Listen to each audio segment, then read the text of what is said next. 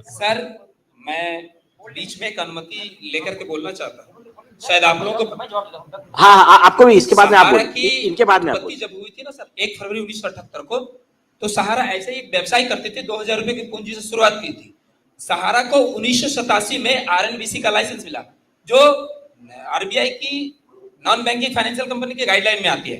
Residuary non banking company, जहां एक प्रावधान था कि आप मार्केट से जितना पैसा उठाएंगे 90% पैसा आरबीआई के गाइडलाइन में रखना होगा और 10% पैसा अपने व्यवसाय।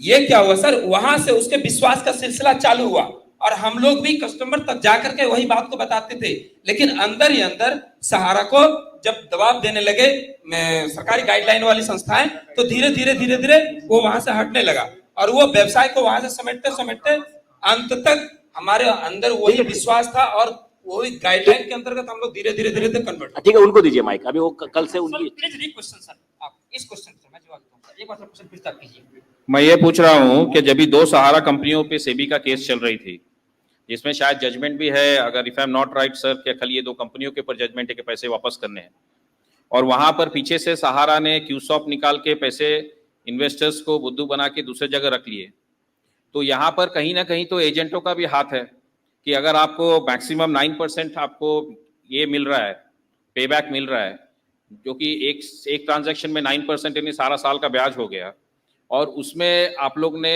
कंपनी के एम्प्लॉय या कंपनी के एजेंट्स बन के, आपको पता था केस क्या हो रहा है, ये आप इन्वेस्टर्स को शायद नहीं बता के या उनको नई वार्निंग दे के अगर आपने पैसा शिफ्ट किया है, तो कहीं ना कहीं मुझे लगता है कि कहीं ना कहीं आप लोग भी दोषी रहे होंगे। सर 8वां महीना में 2012 में सुप्रीम कोर्ट का सर डिसीजन था, जो सेबी के द्वारा कहा गया था कि हमको 24,000 करोड़ वापस कीजिए।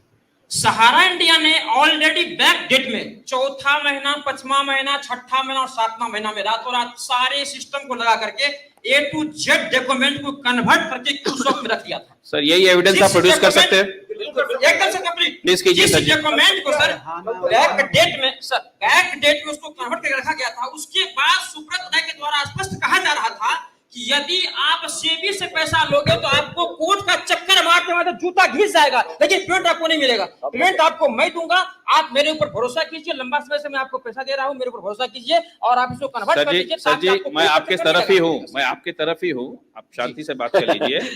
मैं ये चाहता हूं कि आप कोर्ट में एक सबूत दीजिए कि 4 महीना पहले क्यूसॉक में पैसा शिफ्ट किया गया, जो एक बहुत बड़ा इलीगल चीज है। एक नहीं सर, 1 करोड़ सबूत देंगे सर, एक नहीं, डॉक्यूमेंट्स दिए। ठीक है जी। और हम लोगों ने उन पर भरोसा करके, भगवान पे भरोसा करके उसकी बातों को माना और कन्वर्ट किया। सुप्रीम कोर्ट में सर जाना एक आम आदमी की बस की सर औकात की बात नहीं है सर। एकदम से एकदम से 1 मिनट उसको क्लियर कर देते ना, हम बोले जी बोलिए भैया। हाँ, मैं सर एक चीज और मैं बताना चाहूं, जो आपने कहा कि विश्वास की बात है या एजेंट को नहीं पता था। जिस क्यूसॉप की हम बात कर रहे हैं, क्यूसॉप को इतना अच्छे तरीके से प्रेजेंट किया गया कि एक ही दिन में, एक ही समय पर हजारों, पूरे देश के अंदर हजारों क्यूसॉप दुकानें खोल दी गई और उसका वर्ल्ड रिकॉर्ड सुब्रत राय ने बनाया। ये परेड चला मिलावट के खिलाफ जंग जिसको कहा जाता है, और उसके प्रचारक जो है करते थे वो बड़े बड़े इस सदी के महानायक हुआ करते थे। तो साहब, मैंने आपको पहले बताया है कि ये देश जो है भावनाओं का देश है।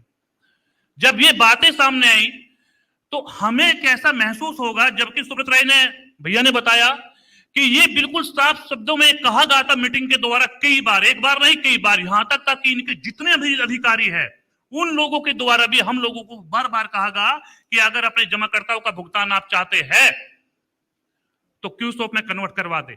जबकि बहुत सारे क्यूसॉप का हम लोगों ने कन्वर्ट बिल्कुल भी नहीं कराया, कंपनी ने ऑटो कन्वर्ट उसको कर दिया, ऑटो कन्वर्ट, और जबरदस्ती। ऑटो कन्वर्ट का मतलब कि रातों रात कंप्यूटर चला के ऑटो कन्वर्ट कर देगा और साफ सुथरी भाषा में बोल दिया गया कि जो भी इसको लाएगा, बल्कि कुछ एजेंट ऐसे भी ने जिन लोगों ने इसका विरोध भी किया, जिन एजेंटों ने इसका विरोध किया, उन जमाकर्ताओं के पास या तो वे अपने लोग भेजने लगे या खुद उनके अधिकारी उन जमाकर्ताओं के पास जाके उल्टी सीधी बातें बता के, यही सब चीजें बता के उनके डॉक्यूमेंट यानी कि रियल एस्टेट हाउसिंग के डॉक्यूमेंट्स लेके जमा करा दिया ऑफिस पर और उनको क्यूसॉफ के बॉन्ड वापस कर दिए। अब सर हम बस यही जानना चाहते हैं कि विश्वास करे तो करे किस पर। अभी जो कल भैया ने भी बताया था कि जिसको भगवान मानते हैं, जिसकी पूजा तक की करते हैं, वो व्यक्ति अगर मीटिंग के दौरान हजारों लाखों लोगों के बीच में कोई बात कहता है तो क्या उसकी बातों पे विश्वास ना किया जाए?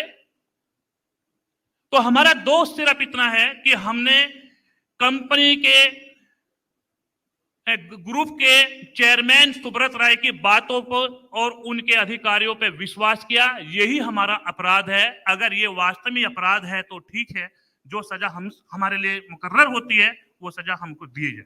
नहीं, अपराध आपका नहीं है। अगर ऐसा है तो एक्चुअली ये बेचारे sorry sir, sir as an MACS query मैं उनका सर, बात मैं समझ थोड़ा- गया। थोड़ा सा क्लियर कर दूं?